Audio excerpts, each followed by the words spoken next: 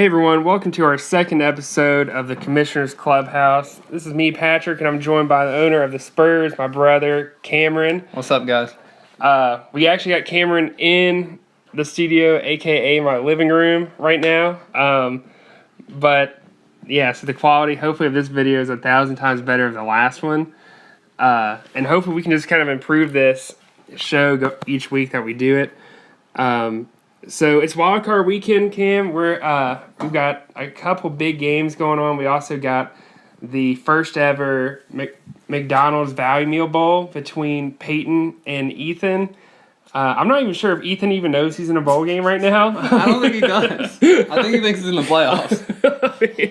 So it'll be interesting to see that game if Ethan ends up winning. I'll have to send him a Snapchat to remind him. Let's go ahead and start out kind of breaking down these wild card games. To me, the wild card, really just the fantasy playoffs in general, are always extremely unpredictable.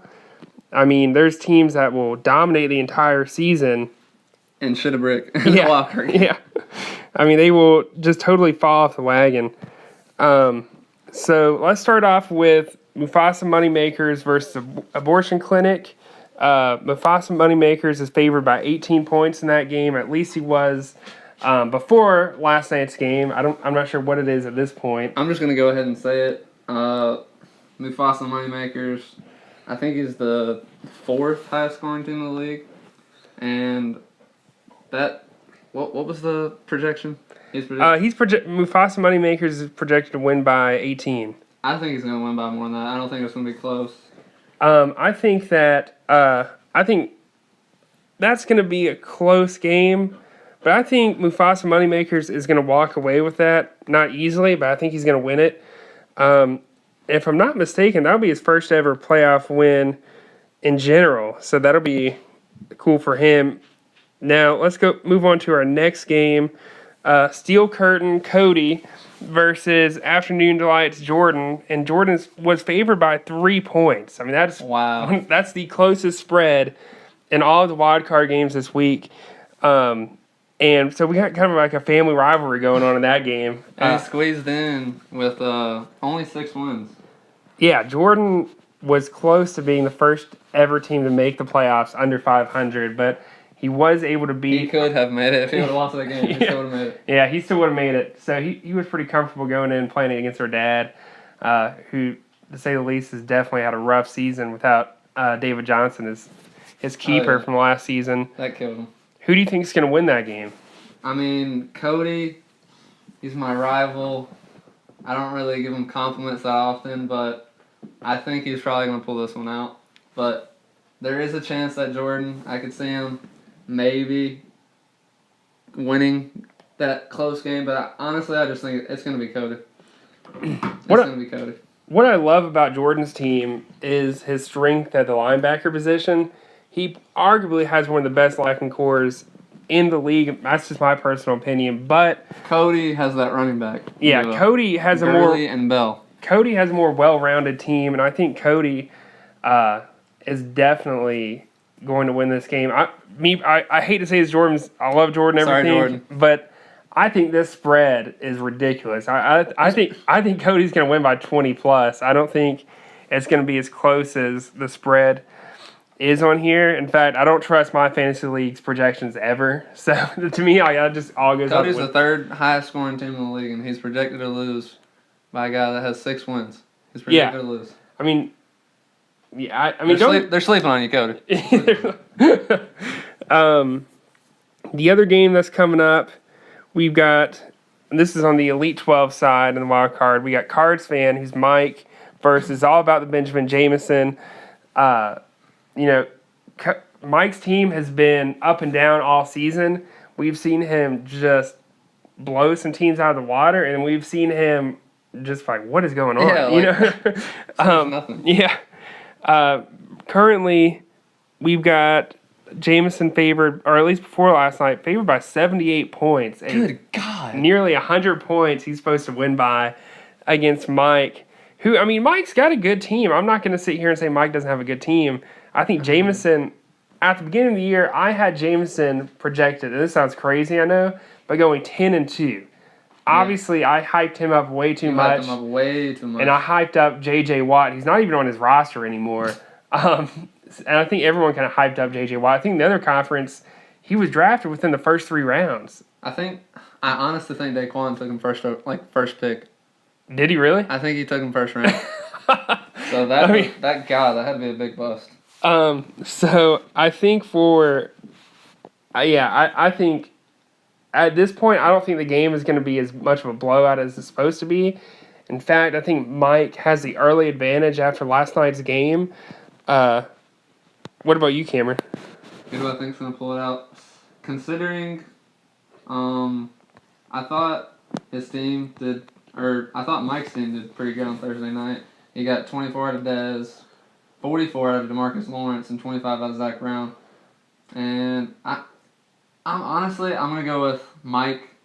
I believe in the underdog, the 6th seed. He possibly could have been the 2nd seed, but that 5-point loss.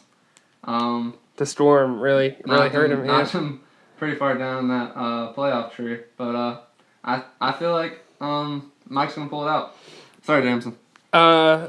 This is from Jameson. I kind of asked him earlier today how he was feeling after last night. He says he's a little concerned, but still in a decent place, assuming his players perform their way they're projected to perform. I think this game's going to be close. I think it's going to be within 15 points. And I'm going to say Jameson makes a comeback here and wins this game. Wow. I mean, the man's won. What does he win, He's won 7 straight. He's won 7. He started out 0-5. He won 7 straight just to make it in. And win his division. Yeah. Going from last to first. For nearly 2 straight months, this man has not lost a game. You got to give him credit. It's pretty impressive. I think his winning streak comes to an end this week.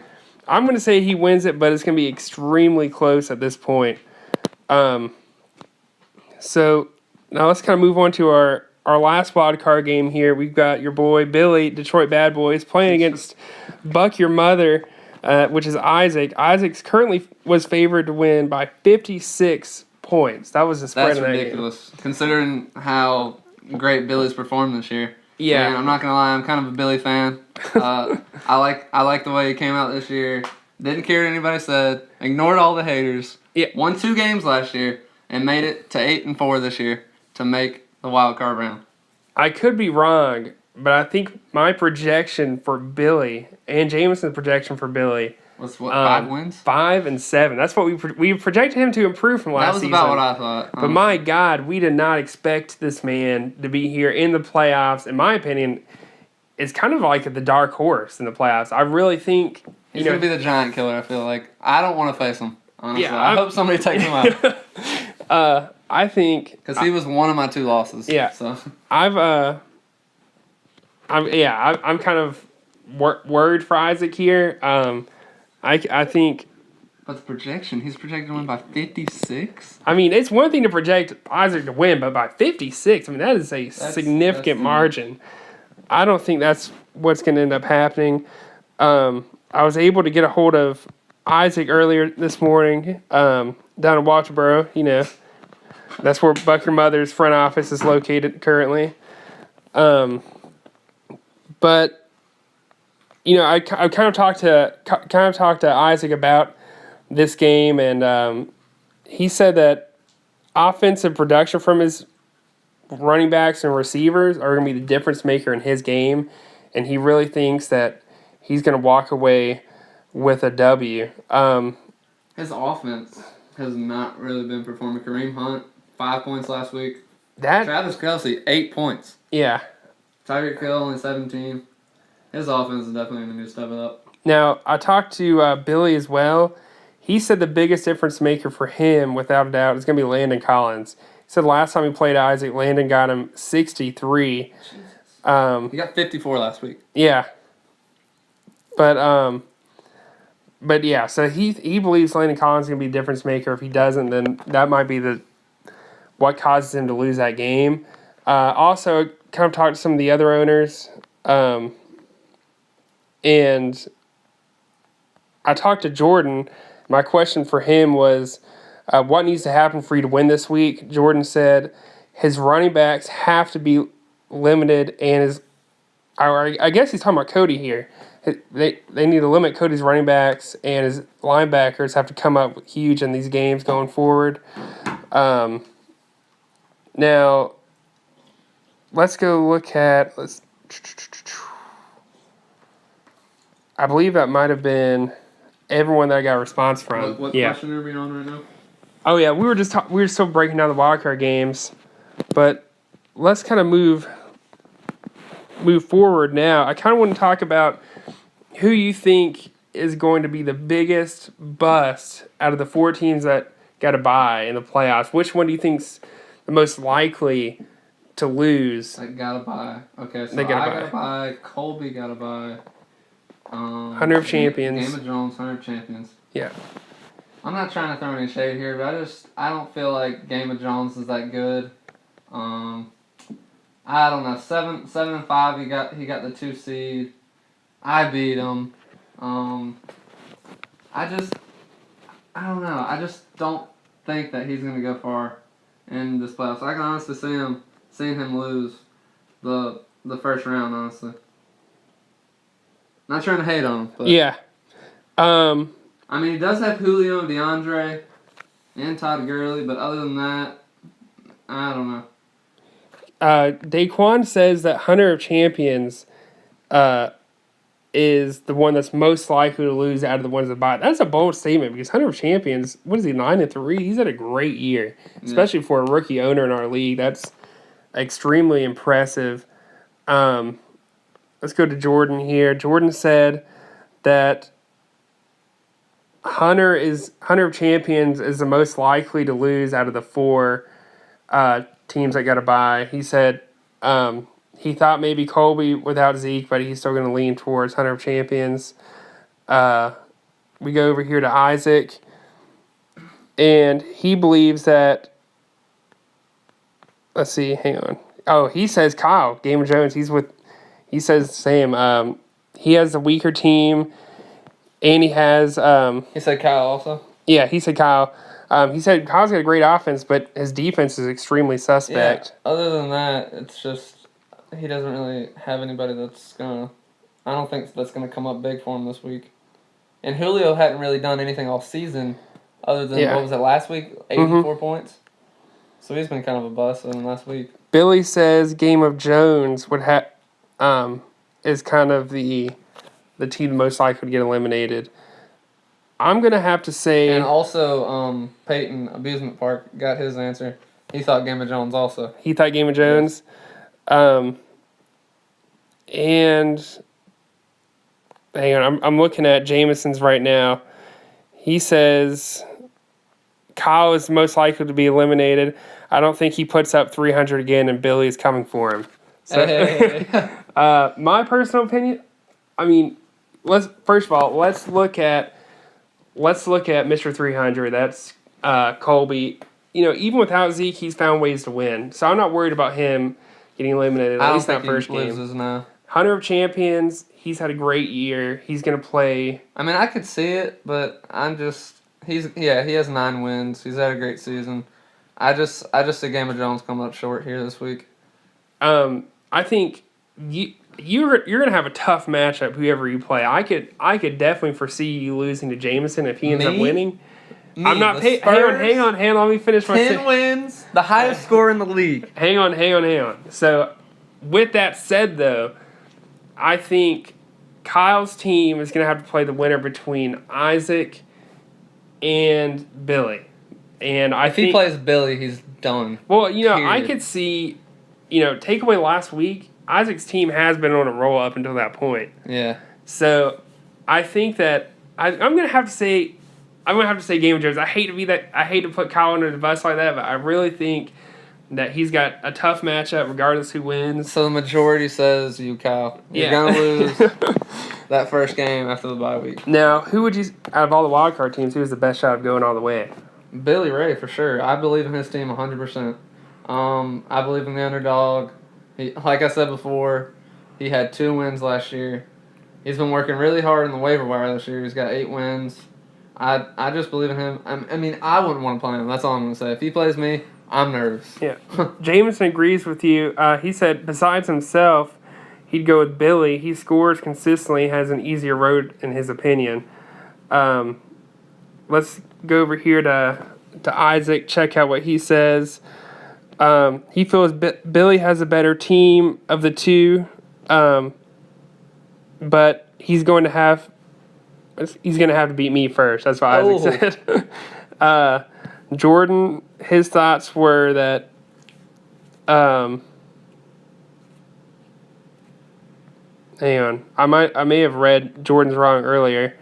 But which wildcard team? No, actually, oh yeah, Jordan says Cody. Cody's going to be the one has the best chance of going all the way out of all the wildcard teams. Let's go look at Daquan's answer. Daquan says that Cody's team Steel of Curtain for sure, without a doubt. In my personal opinion, I'm going to have to say, I would say that it's going to be Cody. I think Cody has been a consistent team for most of the part of this season. No, don't get me wrong. He does not have a lot of experience in the playoffs. Oh my God! What 2 playoff? This is what his second playoff appearance? This is his second playoff appearance. Cody, that's embarrassing, man. I'm sorry. But I think Cody's team is the real deal. And with our keeper rules and everything that are in place right now, Cody has a team that could be good for a couple years here and out. I'm just saying, through his history, I just don't see him winning this playoff game. You don't see him. You don't see him beating Jordan. Oh wait, no, yeah, no. you I'm sorry. So I'm saying what I meant to say was I don't see him winning at all. Oh, that's what we're. Well, talking I'm not about. saying. I definitely see. I could see him making it there, winning it. Who knows? I mean, it kind of depends on the matchups at that point. Yeah, but what I meant was, yeah, he's gonna beat Jordan, but I don't see him going all the way. I mean, it'll be tough. For any of these teams, because we see it every year. There's this team that everyone's like, oh my God, he's gonna run through the playoffs, and they don't. They fall very short of where they should have gone. I remember that year. It may have been 2 or 3 years ago now. Daquan made these crazy trades at the end of the season for a last push into the playoffs, and he was everyone's favorite to win in that year. And he lost first round, did he not? His first game. I don't know if it was first round, but first game he played, I'm pretty sure he got eliminated. And that's same story for me. I mean, Peyton Abusement Park also said that he thought Billy would be the wild card team to make it to the playoffs all the way. Okay. I'm surprised everyone's picking Billy and not, Mike or Jameson or Isaac or even Jordan or Abortion Clinic or Billy's got a good Mufali. team. I think Mufali's got a tough road ahead of him if he wins this, or Abortion Clinic. So I could be wrong. I'm pretty sure winner of that plays Colby. Yeah. And I don't see Colby losing that game. I think that's a tough one for either one of those two teams. Who would you say the biggest difference maker is going to be in the playoffs in terms of player, like impact player? Who's going to have the biggest impact in the playoffs? I think it's going to be Antonio Brown. This guy is insane. Literally in the past 2 weeks, he had 69 last week, or 2 weeks ago. This past week, he had 66. This guy's an animal. Daquan says Big Ben's going to be the difference maker. He's on Jordan's team, and he's on Card's team, which is Mike's team. So he's going to dictate a lot of their, what kind of goes on with their future going into the playoffs and stuff. Let's see. Jordan says, hopefully Reuben Foster or Shazier, but probably Bell. Yeah. Because I could agree with that. Yeah. Let's see. Let's go over here to Isaac, what he has to say. Last year was Le'Veon Bell. Just ask Patrick. Yeah, that's definitely true. Le'Veon Bell carried Maria's team to the playoffs. We literally talk about this all the time. Yeah, I was riding home me and Maria were driving from Somerville back to Greenwood, and the whole time I'm asking her, hey, what's the score of our game? What's the score of our game? And it's like a nightmare. Every mile, it was like every point scored. Like, it was ridiculous. And what about 90 in that game? 92? I don't know. I don't even like to think about it. But as I said, this year, it's going to be either Antonio Brown or Julio Jones. Both will put Julio, I mean, I could see it, but considering his season, how many touchdowns does he have all season besides last week? Here's a bold statement. Isaac said he could see both of them possibly putting up over 60 in a single game. AB put up 60 in the past 2 weeks. I could definitely see him doing it again. That'll be interesting. Let's see, Billy.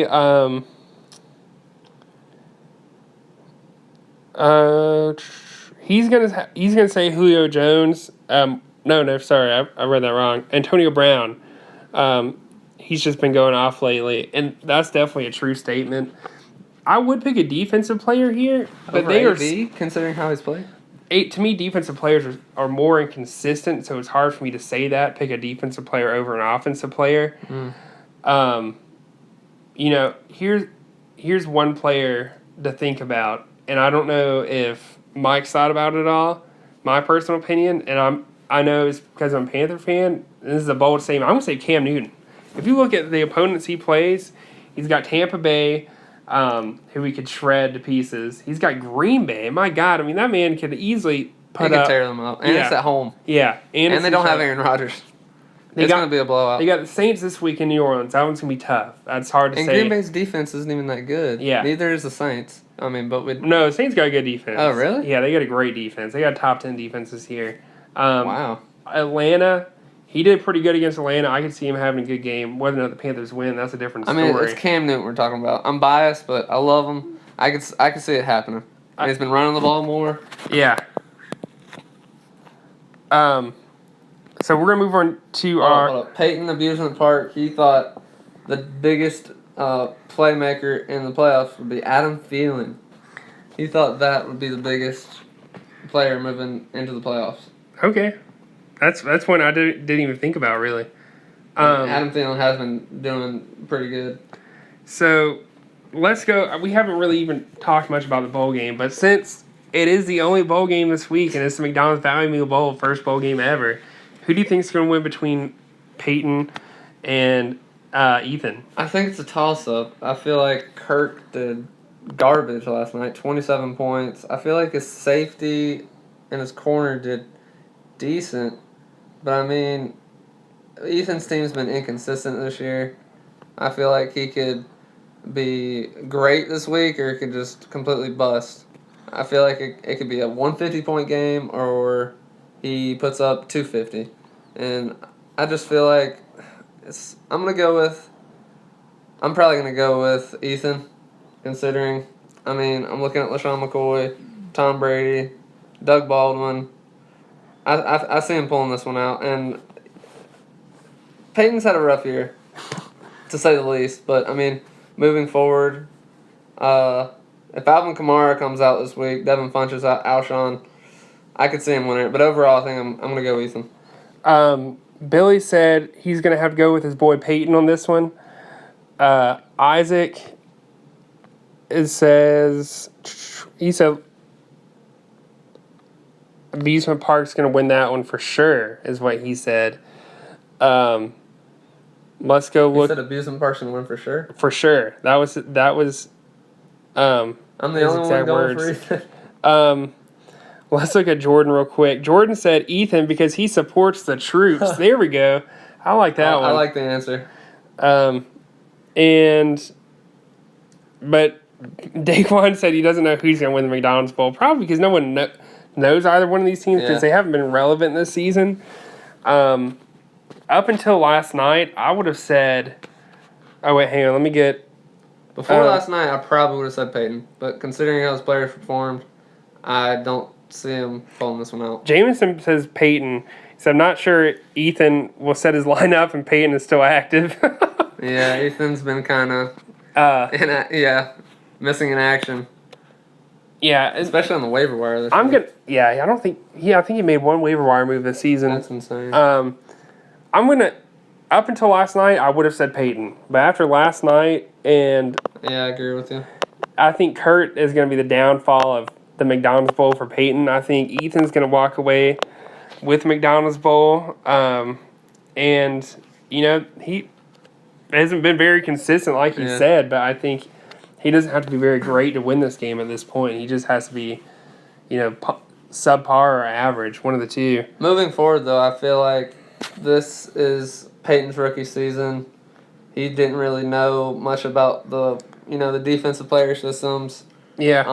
And I feel like he's got Alvin Kamara, he's got Zeke, and he's got Deshaun Watson. I feel like next year he's gonna bounce back. I just want to go ahead and say that. I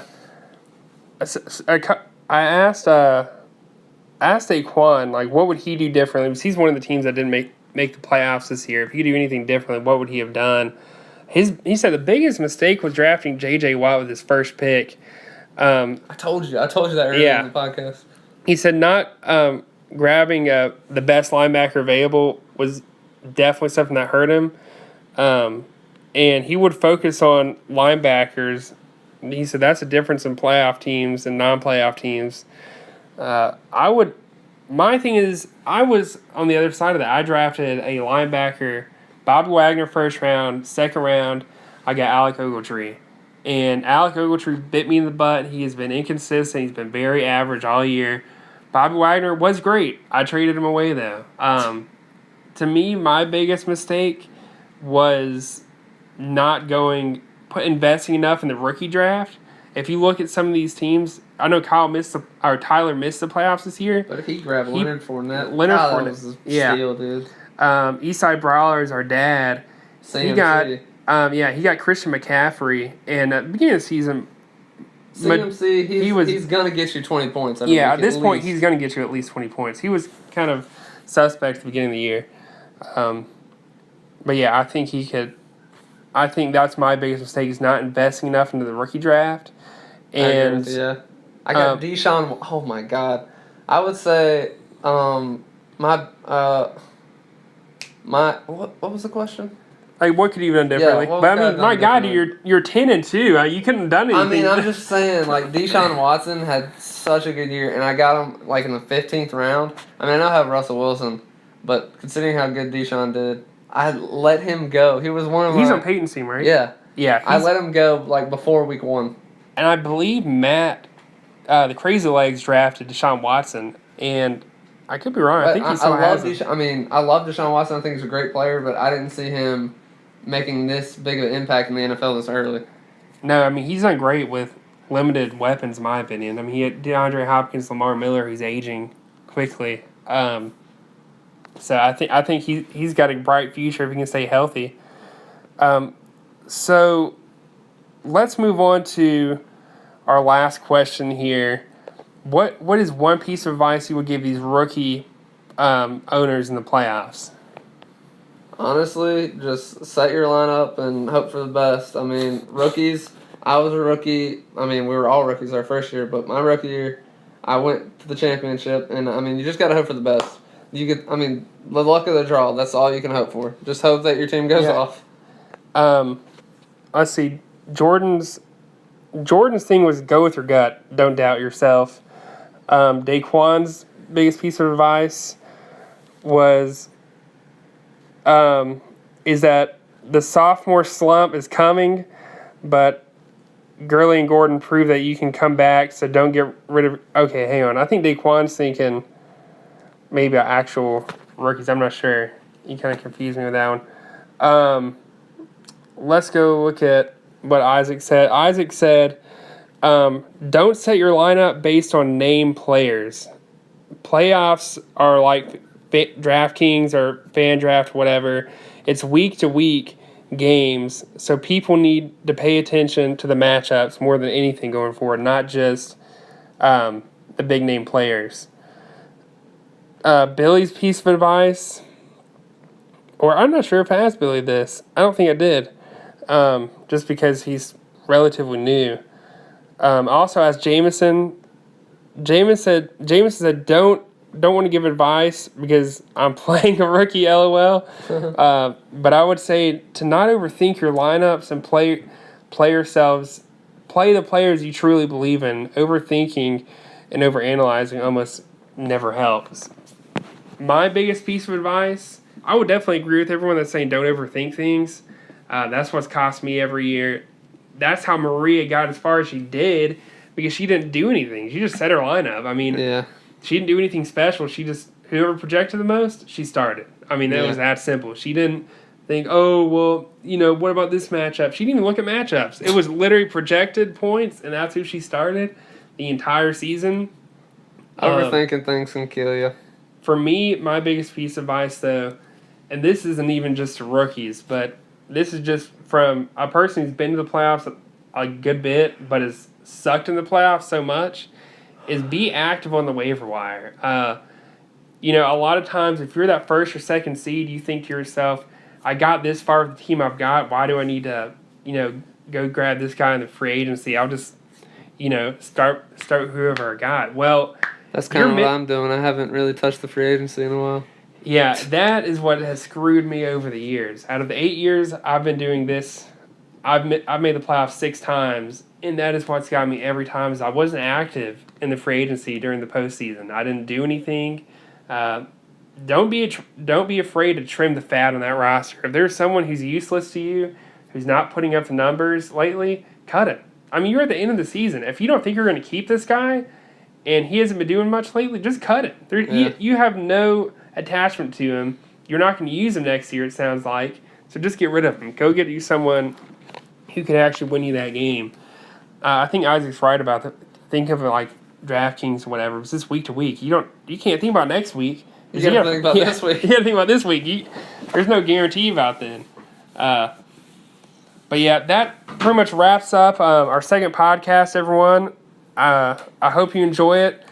If any of you want to start, adding other episodes and stuff, or maybe even start your own show, but we just put it on our YouTube channel, that totally works.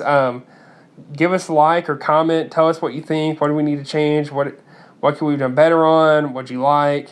All that sort of stuff. Enjoy the weekend, everyone. Hopefully I'll have this up for you guys here shortly. Have a great day.